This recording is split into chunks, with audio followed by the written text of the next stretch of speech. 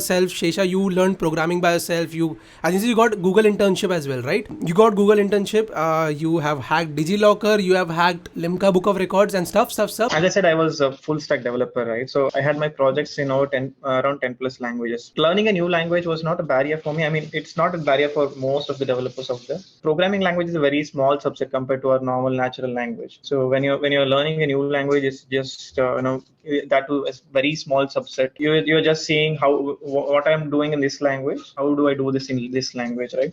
So Ethereum uses Solidity. I just wrote out the algorithm for a solution. We just came up with the algorithm, and then if this algorithm I'm implementing it in this way in this particular language, how would I implement it in Solidity? And then there's a lot of community support as well, and how do you code it and so on. It was just a matter of learning Solidity. It's also very much similar to JavaScript, which I used to use in a lot of projects. I was much comfortable using Solidity. Was also not a big deal for me.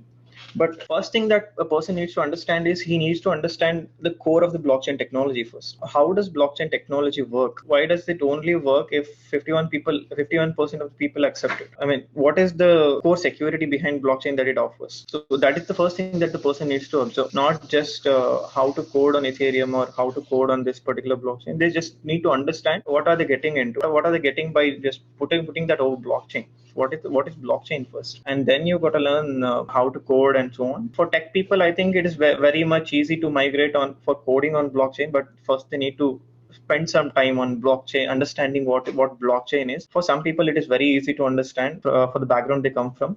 For some people, I mean, even in technical, for some people there is this spectrum, right? So for some people, it might be somewhat harder, not in a technical sense, but in a logical sense, to understand intuitively what blockchain is and what is it that it offers. So that's what for technical people, they just need to spend some time. I am sure everyone can understand it given some time. Tech people, especially, I think it might take 1 or 2 days, but they must be willing to spend their 1 or 2 days on understanding it. And non-tech people, I think, if they really want to get into Web 2 and Web 3, first they need to, I think, take a course in Udemy or something. Udemy courses are very cheap. Primitive humans, they first understood drawing numbers through using lines, and then we came up with ABCDs, and it is very much required for babies to learn ABCDs now. And in a similar way, I think in 10 or 20 years, it is very important for at least kids to learn programming to live in that world.